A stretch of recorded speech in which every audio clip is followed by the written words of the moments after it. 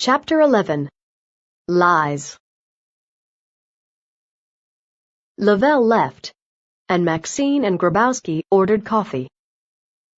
Maxine said to Grabowski, "I know what you're going to say. I should have told you I was meeting Lavelle for lunch. I should have told you about Mae West. But I wanted to talk to Lavelle on my own first. I wanted to find out as much as I could before I spoke to you." "Maxine," said Grabowski, taking her hands, "I know you're not afraid to ask questions. I know you're a smart and determined woman. But finding out how Nanette died isn't your job. That's my job. I think Nanette was murdered, and I think you're in danger. From now on, please tell me any information you get, and I'll take it from there." Okay, said Maxine. "But the important thing is that we now know Aaron was with Nanette the night she died. He can tell us why Nanette was on North Avenue." Grabowski frowned. "Why didn't Aaron tell me this before? This is very suspicious. Maybe Aaron was the last person to see Nanette before she was poisoned." Maxine gasped. "You think maybe Aaron poisoned Nanette?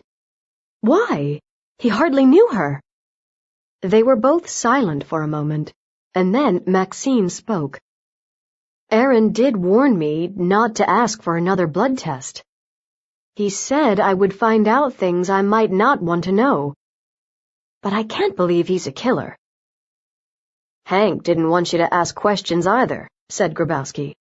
"Maybe both of them know something they don't want the police to know." "Hank wouldn't poison Nanette," Maxine said in surprise. "He loved her." "How do you know he loved her? He came to your house the night after Nanette's burial. That makes it look like he wasn't very sad about losing his wife.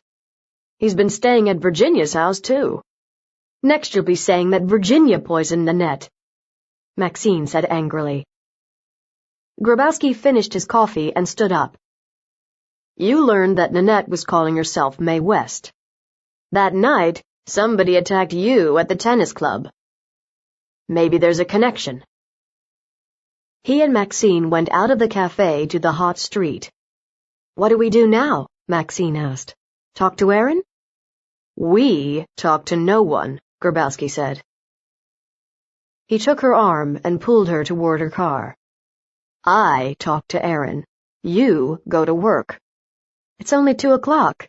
I have an hour before I have to be at the hospital." "Then go home and put some ice on your neck. You're turning purple," Grabowski said with a smile as he left. Maxine sat in her hot car. An hour and nothing to do. Working in the ER had taught her to take action. Now she couldn't spend even a minute just waiting. The North Avenue Public Health Clinic was across the street. The public health doctor, Dr. Karina Singh, took care of people in this neighborhood. She might have heard something about Nanette. Maxine got out of her car again. Inside the clinic, it was cool. Dr. Singh was in her office talking to a nurse. Dr. Singh pulled out a chair for Maxine and said, "One of the nurses just told me some strange news about how Hank Meyer's wife died. They think she was poisoned?" "What else did she hear?" asked Maxine. She sat down. "That you used the same poison in your research. That you were working in Mercy Hospital ER when Nanette came in. That Nanette was wearing a leather miniskirt and a red wig," Dr. Singh said. "All true," Maxine nodded. "Why would anyone poison Nanette?" Dr. Singh asked. "That's what I've been trying to find out," Maxine answered. Dr. Singh smiled. "Aren't the police doing that? Detective Grabowski is on the case, but I think he's looking in the wrong place. That poison acts quickly. Nanette had to have been poisoned while she was near Mercy Hospital." Dr. Singh raised her eyebrows. "What was Nanette doing in that area?" Maxine spoke quietly. "Did a woman called Mae West ever come in here?" "Yes," answered Dr. Singh. "Early evening, I remember her because the nurses joked about her name, Mae West. Why did she come in? Injured knee, Dr. Singh said. She was wearing high heels and she fell on the sidewalk. Why? That was Nanette, Maxine answered. You're joking. She said she was writing about life on North Avenue for her university degree in social work, continued Maxine. She was wearing those clothes and that wig the night she died. The taxi that brought her to Mercy Hospital stopped for her near here, on the corner of 24th and North Avenue.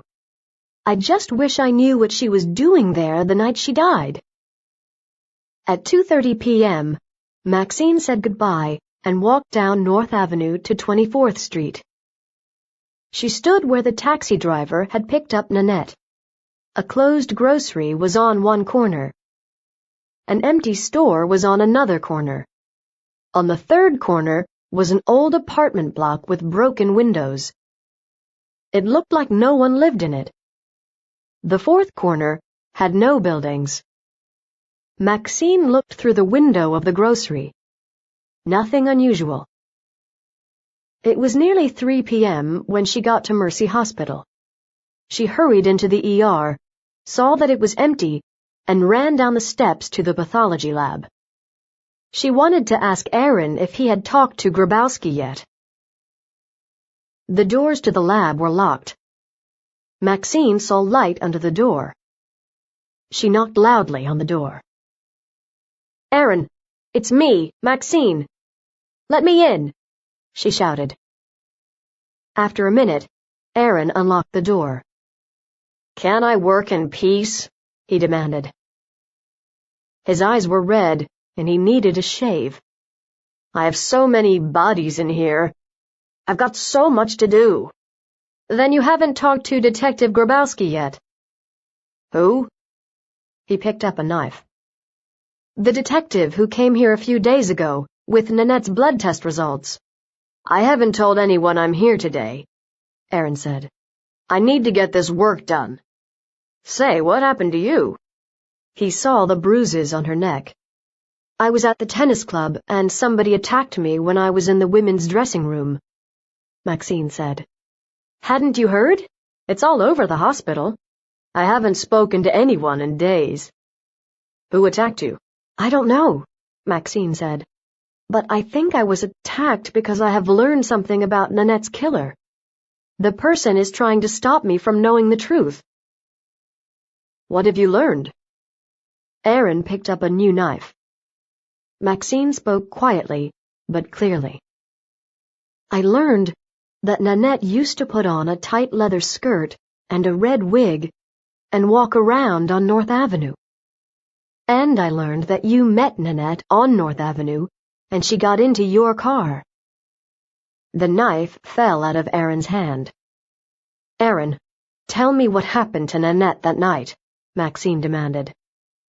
Aaron looked at his hand. The falling knife had cut his fingers.